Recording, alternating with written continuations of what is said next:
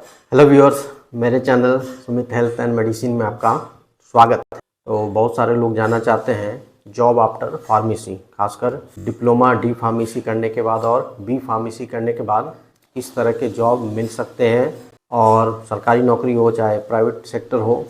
और सबसे ज़्यादा क्वेरी रहती है कि सैलरी कितनी मिलेगी, डिप्लोमा करने के बाद जॉब करेंगे सैलरी कितनी मिल सकती है गवर्नमेंट सेक्टर में, प्राइवेट सेक्टर में, और यदि बी फार्मेसी करते हैं डिग्री कोर्स सैलरी कितनी रहेगी बी फार्मेसी कोर्स करने के बाद। इसके बारे में थोड़ा डिटेल डिस्कशन आप लोग के साथ शेयर कर दूं, जो फार्मेसी कोर्स कर रहे हैं या फ्यूचर में जो लोग फार्मेसी कोर्स करना चाहते हैं। तो मैं Sumit Kumar M pharm pharmacist, तो मैंने एम फार्म किया था, लगभग 15 साल हो गए हैं एम फार्म किए हुए। तो आज के संदर्भ में आप लोग के साथ जानकारी शेयर कर दूं। 2023 चल रहा है ये। तो डिप्लोमा 2 साल का कोर्स होता है, डिप्लोमा इन फार्मेसी कहलाता है। तो डी फार्मा करने के बाद कौन कौन से आपके जॉब अपॉर्चुनिटी रहते हैं। सरकारी में बात कर लूँ तो मोटा मोटा मैं बता दूं, सरकारी में बात करें तो एक ही रहता है मैक्सिमम, फार्मासिस्ट का जॉब, जो आपको अस्पतालों में मिलेगा, चाहे सरकारी अस्पताल हो चाहे प्राइवेट अस्पताल हो।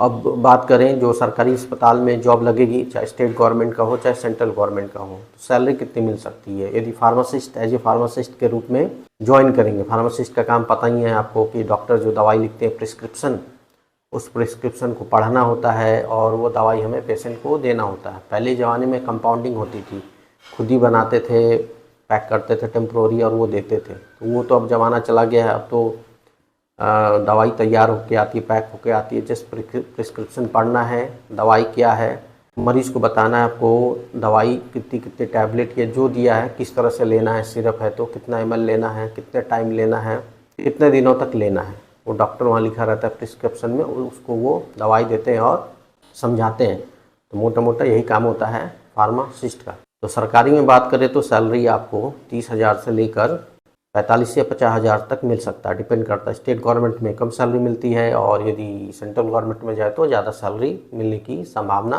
होती है, क्योंकि पे कमीशन ज़्यादा होता है। सेंट्रल गवर्नमेंट में तुरंत लग जाता है, स्टेट गवर्नमेंट में कभी लेट लगता है तो कम सैलरी हो सकती है। प्राइवेट में बात करें फार्मासिस्ट की सैलरी कितनी हो सकती है, तो प्राइवेट में कोई कन्फर्म नहीं है, लेकिन उसमें भी सैलरी आपको 10,000 से लेके 20,000 के बीच में, डिपेंड करता है कैसे फार्मेसी है। बहुत सारे जैसे अपोलो फार्मेसी आउटलेट खुल गए हैं बड़े बड़े ब्रांड के, या दूसरे जो नॉर्मल फार्मेसी है वहाँ भी जाएंगे तो इसके बीच में ही सैलरी आप एक्सपेक्ट कर। बी फार्मेसी की बात करूँ, बी फार्मेसी भी यदि फार्मासिस्ट वो भी बन सकते हैं, तो लेकिन उनकी भी सैलरी उतनी ही होगी जितना मैंने डिप्लोमा वालों को बताया कि सरकारी नौकरी में डिप्लोमा को जितनी सैलरी मिलेगी उतना ही बी फार्म वाले को ही सैलरी मिलेगी, और प्राइवेट सेक्टर में भी एज ए फार्मासिस्ट के रूप में काम करेंगे तो उतनी ही सैलरी आपको मिलने की संभावना उतनी ही मिलेगी।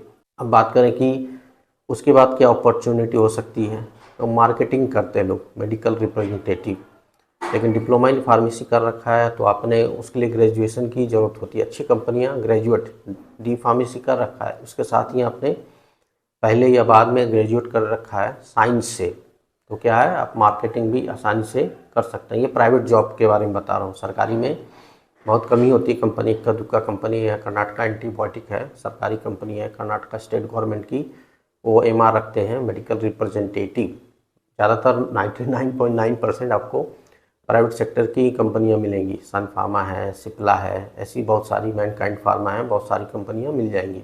उसमें बी फार्मा वाले भी जा सकते हैं मार्केटिंग में।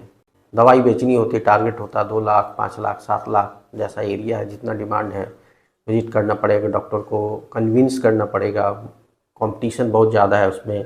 और सैलरी कितनी मिल सकती है उसमें, सैलरी स्टार्टिंग वो डिपेंड करता है, अच्छी कंपनी हो तो ज़्यादा सैलरी मिलेगी, 20 से 25,000 स्टार्टिंग मिल सकता है, और छोटी कंपनियाँ हो तो आपको 15,000 के आसपास स्टार्टिंग सैलरी मिल सकती है। दोनों केस में सेम ही सैलरी मिलेगी, चाहे बी फार्म का रखा है या डी फार्मेसी साथ ही प्लस ग्रेजुएशन, उसमें कोई ज़्यादा फर्क देखने को नहीं मिलेगा।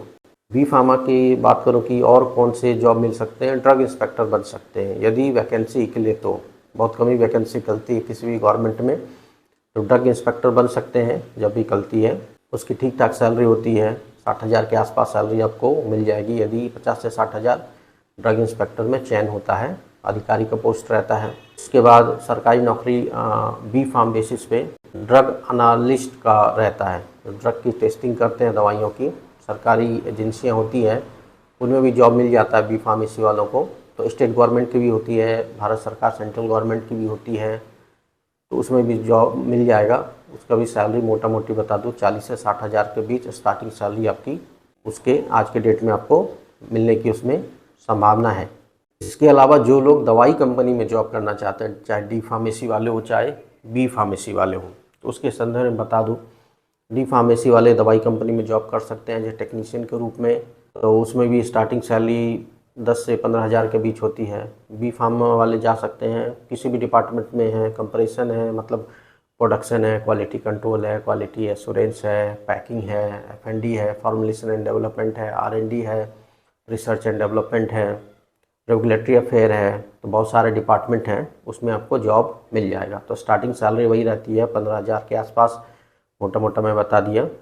और डिपेंड टाइम से बढ़ता है। अब ये मत सोचिए कि बी फार्म है स्टार्टिंग में ही आपको सैलरी 50 हज़ार 60 हज़ार जैसे सॉफ्टवेयर इंजीनियर को मिलती है, वैसा बिल्कुल उम्मीद ना करें तो बेहतर होगा। समय समय पे सैलरी बढ़ते रहेगी। हाँ, यदि आप काम कर रहे हैं रेगुलेटरी प्लांट में, USFDA प्लांट, MHRA प्लांट, तो उसमें ज़्यादा सैलरी मिलने की संभावना है, एक्सपीरियंस ज़्यादा होगा, ज़्यादा डिमांड है। USFDA अमेरिका की रेगुलेटरी बॉडी है, MHRA ब्रिटेन की रेगुलेटरी बॉडी है, तो उनमें काम करना बेहतर माना जाता है। उस तरह के मैन्युफैक्चरिंग प्लांट में काम करते हैं। तो मोटा मोटा मैं बता दूं, तुरंत तो सैलरी नहीं बढ़ेगी आपकी।